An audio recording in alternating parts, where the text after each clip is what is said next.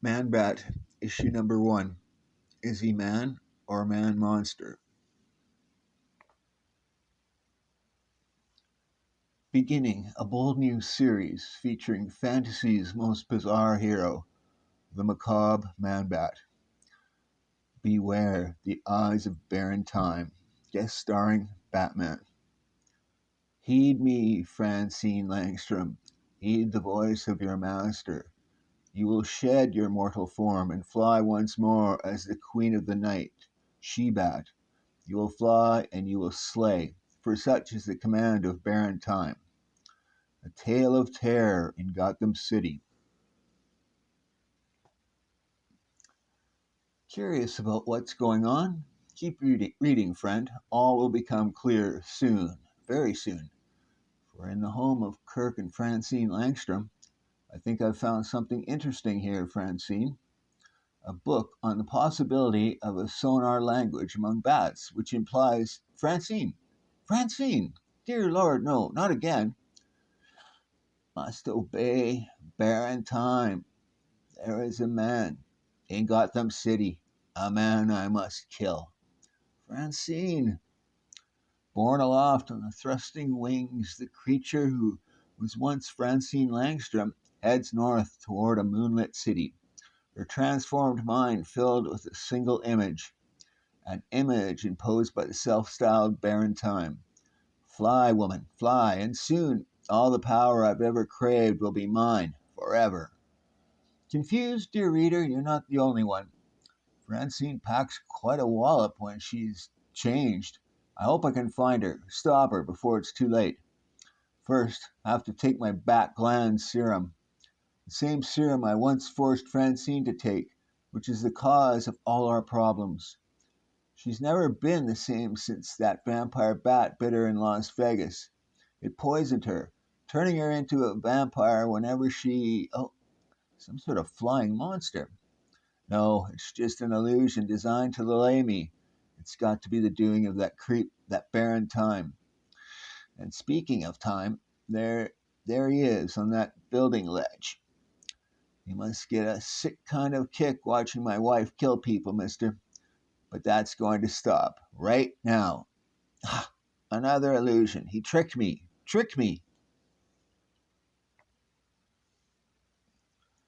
For the past week, Time's been using Francine, and I haven't been able to stop him yet. If only I could. Wait, it's her. Darling, don't. That's it. Time's won. There's no way I can find Francine before he forces her to kill. No way. Get the picture, reader? We thought you might. But if you're still not sure about what's going on, come with us to a point several blocks north of the frustrated Manbat, where a hypnotically controlled she-bat is about to commit the ultimate crime under the spell of the mysterious barren time. You see the man before you, Francine. Attack him, Francine. Attack and kill. Huh? What in the name of heaven? No! Desperately, Manbat grapples with the female in his arms and feels her turn, twisting, struggling to be free. In heaven's name, Francine, you can't. Francine Langstrom doesn't seem to hear her husband's words. Her face is a bestial mask of hatred, and her eyes are starkly mad. She doesn't know me. Dear Lord, what's been done to her? Baron Time is going to suffer for this. He is going to suffer. A moment later, there's a kind of silence, deadly silence, broken by the impact of a frail body against the sidewalk and the quick flutter of leathery wings. Darling! She's just unconscious, but she could have been killed. It's time I learned all I can about time. Don't move, my friend. I want to speak with you. This is insane! Insane! I agree with you. It is insane. You'd be wise to forget it ever happened. After you answer a few questions. First, you have to tell me, are you wearing a mask? No. Dear Lord, I feel ill. 1. Have you ever had any dealings with a man named Baron Time? 2. If so, why would Time want to kill you, mister? Your name. My name? It's Arthur, Professor Raymond Arthur. And yes, I do know a man named Time, but not Baron Time. He's a colleague of mine at Antioch University. Clement Time, Professor of Medieval History. As for Clement trying to kill me, it's absurd. I haven't a closer friend on the faculty. Then you haven't any friends, Professor. For the past week, that woman has been hunting and killing men like yourself on the orders of a man who calls himself Baron Time. It can't be Clement. Believe me, he has no reason to want me dead unless. No, it isn't possible. What isn't possible? Clement has a rather odd little hobby, you see. It happens quickly. A lunge out of the darkness. Vampire fangs sinking into flesh. A startled gasp. What? And that quickly a man dies. Oh, no, no, Francine. Why? Baron Time. Still confused? While you check the feature page at the end of the issue for more info about Manbat, we'll turn to another cast member, the Batman. Would you like some tea, sir? I'm afraid I won't be staying home after all, Alfred. The TV news report about another bat killing, like the one in Las Vegas last year. I've been out of town these past few days tracking down the Joker. If I'd known about these killings, well, perhaps it's not too late to help. Don't bother waiting up for me, Alfred. I may be out all night. Soon, outside the Gotham City Museum. Seems I leave this place later every evening. It's almost more of a home than my apartment, now that Martha's gone. Sometimes I. That shadow! Oh, Batman, it's you. Were you expecting someone else, Mr. Wilkins? Expecting anyone? No, hardly. It's just with all these killings and the rumors, a man can get, well, tense. I understand. All I need is some information about Kirk Langstrom, your nocturnal mammals expert. Langstrom? He hasn't been associated with the museum since you gave him that $100,000 reward money, Batman. He bought a house in the suburbs near Antioch University. Said something about devoting himself to pure research. You've been a help, Mr. Wilkins. Thank you. Always glad to be of assistance, Batman. Pure research. The question is, how pure? Sometime later, a few miles outside Gotham City. This has to work, Francine. It's the only antidote I have on hand, and I pray it's strong enough to have an effect. I hate seeing her this way. She's so different, like an animal. It's because of that experience in Las Vegas. Radioactivity from that unscheduled subsurface atomic blast affected her, reactivating the bat gland chemicals in her blood and transforming her into a vampire bat. Batman helped us then, as he always has. He suggested a total transfusion of Francine's blood. I wish. Wait, she's changing. Thank God. The serum was potent enough after all. Now I can find out why she. High pitched sound, knifing into my ears. Someone's doing this to me, trying to blind my bat sonar. I have to get away. Shut out the sound. Suddenly, the lights! Someone shut off the lights. Frantically, without thought, Kirk Langstrom throws himself across the pitch black room, pounding the air with powerful wings, streaking toward what he believes to be an open window. An open window, which unfortunately is not.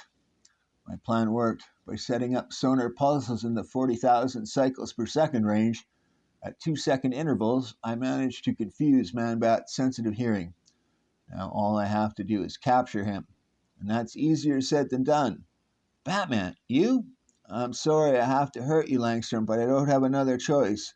You're a menace. And you're my responsibility. I should have watched you after that episode in the Caribbean. You're too unstable, too dangerous. No, you don't understand. I understand enough, Kirk. This man-bat madness has to end, and I'm going to see that it does end, once and for all. Can't let you. Can't. Like a rock, the Batman plummets earthward as my head's clearing. The sonar pulses are gone. I can think again. I have to move fast. Faster than I've ever moved before. Batman, shut off your sonar device. And as the sonar jamming fades,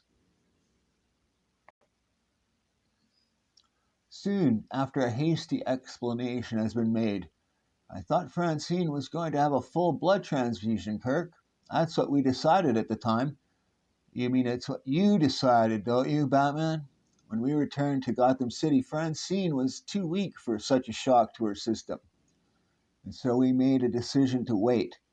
It may have been the wrong decision, but it was our own. 2 weeks ago, she began acting oddly, spells of amnesia, bursts of hysterical anger, the sort of behavior one usually associates with emotional strain. I couldn't figure out what was happening to her until the killings began. You should have contacted me immediately, Kirk. We could have. No, you still don't understand, Batman. I wanted to handle this problem alone. I put her under hypnosis, probed her subconscious. That was when I learned about the man called Baron Time. Ordered me to attack those people. Baron Time. Who is Baron Time, Francine? Please, darling, I have to know. Voice comes to me. Dreams. A high tower. Someone tall, cloaked in black. I don't want to see his face. I don't want. Francine! She broke down completely into total hysteria. It was the first and last effort I made to reach inside her mind. Kirk, oh Kirk, hold me, please. Just hold me. Then, tonight, while we were reading, she mutters something about another kill command. She struck me, knocked me down. By the time I got up, she'd changed and was gone. Kirk, she's awake again. It's time. Somehow he's managed to gain control of her and has been using her to kill. It has to be stopped. First, let me give her this sedative, Kirk. Then we can track down this Time character and learn why. Not we, Batman. Baron Time is mine. Ever since I first became Manbat, you've dominated my existence, helping me, even curing me at the risk of my life. But not tonight. Tonight, the Manbat flies alone. And though there are many ways in which the Batman could stop Kirk Langstrom, he does nothing. For in his heart, Batman knows the Man-Bat is right. Antioch University. This is where a man called Clement Time lives and works. It is also the domain of Baron Time. That tower. When she was hypnotized, Francine mentioned a dream in which she saw a high tower. It's a long shot, but at this point I have nothing to lose. Wings cutting the air in a rhythm that keeps time with his pounding heartbeat, the Man-Bat swoops through the lit window of the ivory-covered tower and finds himself confronting a scene of utter madness. Welcome to my sanctum sanctorum, Kirk Langstrom. Welcome to the star chamber of Baron Time. Under normal circumstances, I'd be expected to perform certain courtesies. Perhaps offer you a drink, certainly extend my welcome. No doubt you recognize the fact that these are not normal circumstances. Thus, I must forego my manners and attack you instead. Tentacles coming out of the walls. So, that settles that, eh, Langstrom? From the beginning, you and your wife have been remarkably easy to manipulate. I've used you like puppets. And not till the very end of my plan did you even come close to discovering my identity. Indeed, you probably don't even know why I've done what I've done. I'll tell you why, Langstrom. For power, not earthly, material power, the power of sorcery, the power of black magic. Quite some while ago, I began a hobby, the study of medieval magic, the art of alchemy, the science of sorcery, what most men call mythology. I learned something odd, Langstrom.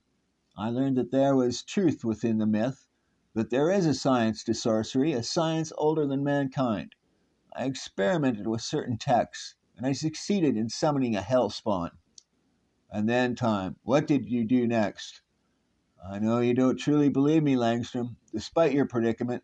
Frankly, I don't care what you believe.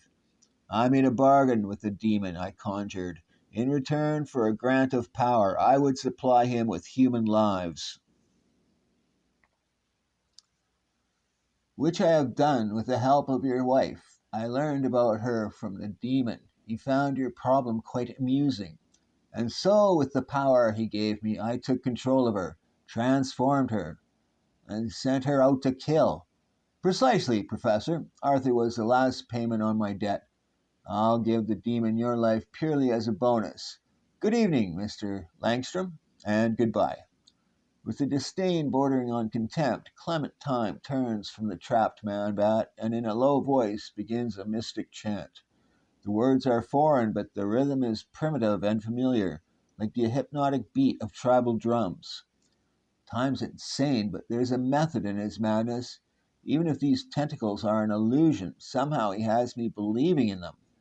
And if I can believe they hold me trapped, I can also believe they can kill me. I've got to keep him from completing that spell. But how?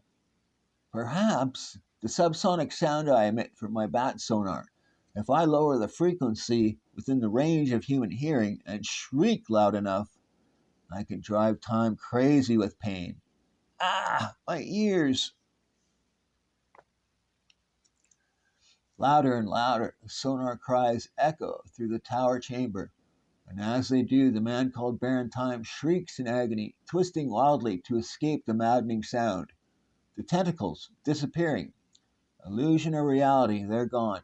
And I'm free. I won't give Time a second shot at destroying me. Not tonight, anyway. He can. May you rot in hell, Langstrom. May you burn forever. Good God, he's on fire. He must have knocked over a brazier. Have to reach him before. When he regains consciousness some moments later, the smell of smoke is faint and fading.